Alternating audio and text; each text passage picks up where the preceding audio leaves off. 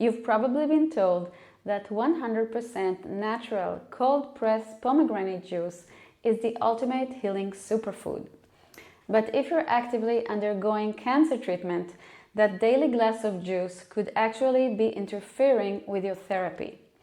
Today, we're going to break down exactly how can a drink packed with natural antioxidants and proven anti-cancer compounds can possibly be dangerous.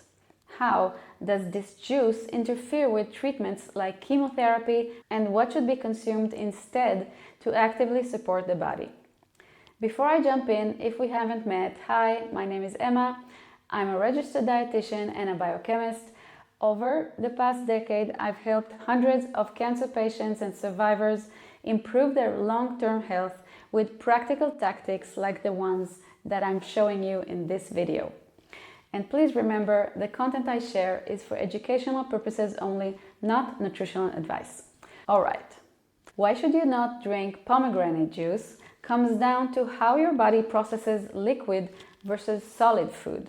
Yes, pomegranate juice is loaded with powerful anti-cancer compounds.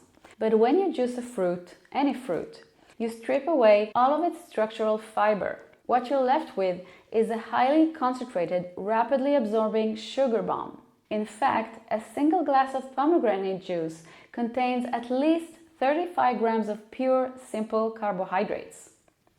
A healthy metabolism might handle this blood sugar spike, but cancer cells are different. They are programmed to have many more glucose transporters to support their glucose addiction.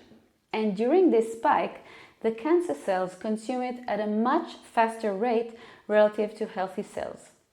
Pomegranate has been widely studied in prostate cancer, but what I'm about to show you is 100% relevant to each and every type of cancer.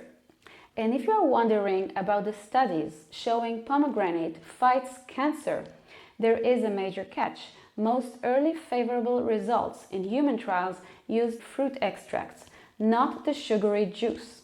Furthermore, a 2017 clinical review on prostate cancer found that even these positive results, such as longer cancer-free survival and slower cancer progression, could not be replicated when the studies used a rigorous placebo-controlled design. The antioxidants and anti-cancer compounds simply cannot outweigh the damage caused by the massive sugar payload. So, how theoretically can this juice actively sabotage chemotherapy? Think of the tumor as a hostile fortress inside a peaceful village. Chemotherapy is the army sent to destroy it. When you drink a glass of pomegranate juice, you provide the tumor with the fuel it needs to create a strong magnetic field around its walls. This field pulls on the soldier's armor, making it harder for them to reach the fortress. Here is the biochemical reality behind that. Cancer cells rapidly use the sugar spike and turn it into lactic acid, creating a highly acidic environment located strictly around the tumor.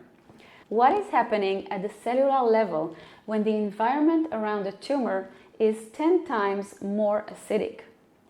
Many widely used drugs that are weak bases, such as doxorubicin and vincristine, when arriving to an acidic environment, they pick up an electric charge from the acid.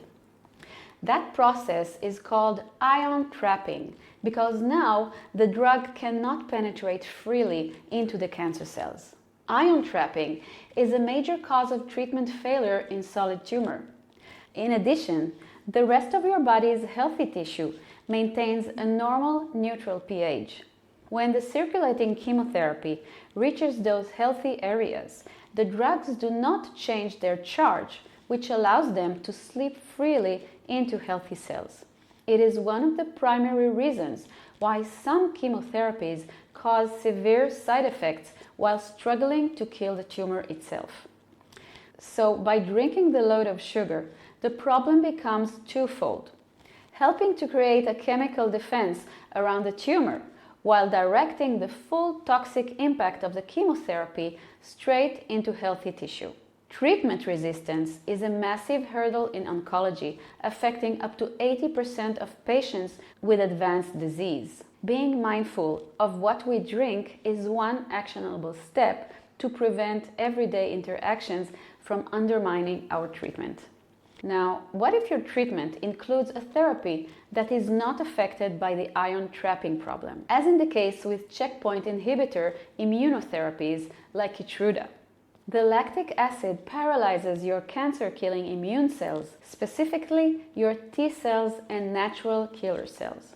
Worse, it actually attracts other types of immune cells that actively protect the tumor.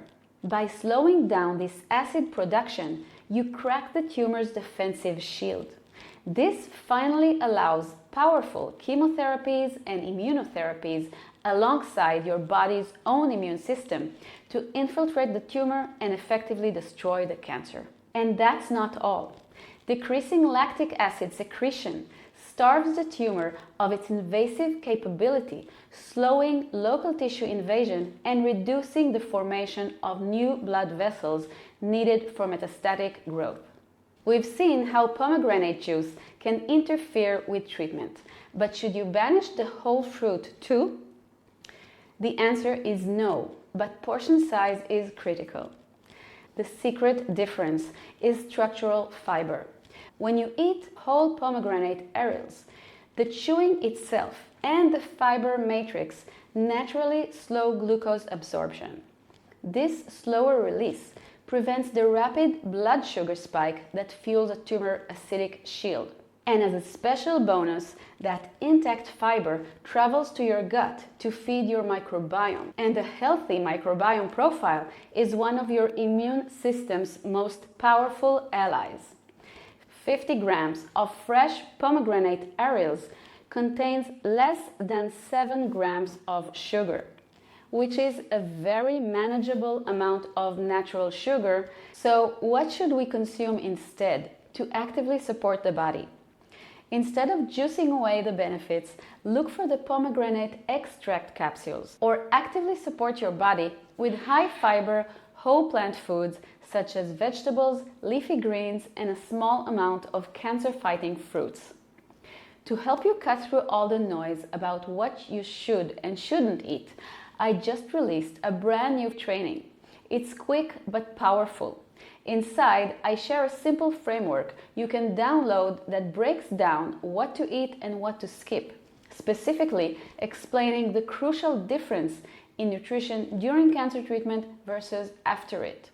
You can get full access to the training video and download the framework completely free with a 7-day trial of our cancer-free protocol community. I've put the link right down in the description. The takeaway: load your plate with intact fiber-dense plant foods. You aren't just avoiding a sugar spike. You are actively cultivating a gut microbiome that fights alongside your therapies.